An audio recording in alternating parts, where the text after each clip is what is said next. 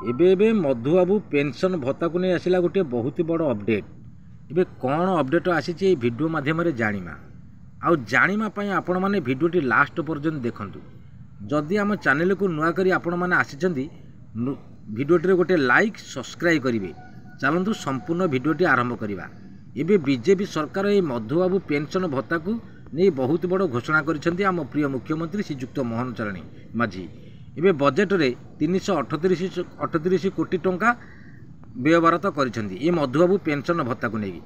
एबे इलेक्शन पूर्व बीजेपी सरकार बहुत बड़ घोषणा करिथला जदि बीजेपी सरकार ओडिशा रे आसे ताहले मधुबाबू पेंशन भत्ता 3500 टंका लागू करबा पई 80 वर्ष ऊर्ध्व वयस्क व्यक्ति मानक पई 3500 टंका ता सहित 80% रु जो माने भिन्नक्षम थे से जो माने भिन्नक्षम दिव्यांग अक्षम असहाय एमानकु मध्य 3500 टंका लागू करेंगे बोली घोषणा करते।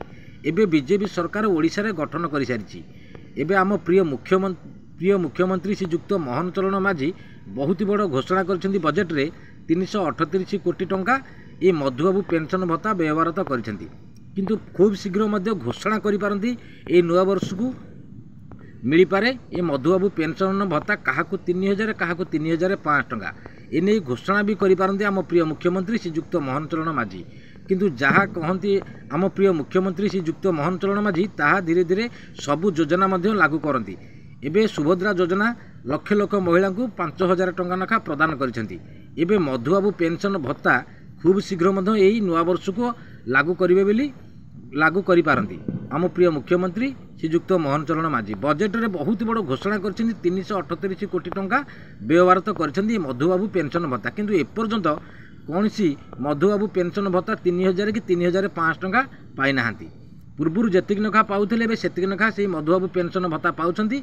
किंतु एपर्यंत कौन सी मधुबाबू पेंशन भत्ता 3000 कि 3500 टंका कहारी को मिलनी। किंतु खूब शीघ्र मध्य आम प्रिय मुख्यमंत्री श्रीजुक्त मोहन चरण माझी घोषणा करि पारंती क्या केते टंका नखा देबे क्या 3000 देबे कि क्या 3500 टंका देबे ताहा भी घोषणा करि पारंती।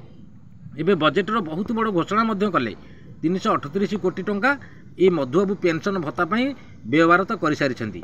किंतु आम प्रिय मुख्यमंत्री श्रीजुक्त मोहन चरण माझी सबु योजना धीरे धीरे लागू करेंगे। मधुबाबू पेंशन भत्ता लागू करेंगे। सुभद्रा योजना जमी सबु लक्ष लक्ष महिला मानक 5000 टंका नखा प्रदान कले सेमिति ये मधुबाबू पेंशन धारी ये 3500 टंका खूब शीघ्र लागू करिपारंती। ये नुआ वर्ष को मध्य लागू करेंगे सरकार आम प्रिय मुख्यमंत्री श्रीजुक्त मोहन चरण माझी। बहुत बड़ खुशी खबर देते मधुबाबू पेंशन भत्ता बजेट रे तो 338 कोटी टंका व्यवहार कर सारी।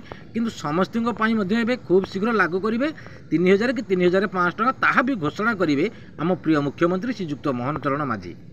आ बहुत बड़ खुशी खबर सरकार देइछंती मधुबाबू पेंशन भत्ता एबे खूब शीघ्र लागू करेंगे। आ जदि भिडियोटी भल लगी थाए गोटे लाइक सब्सक्राइब करेंगे। रहिली नमस्कार जय जगन्नाथ।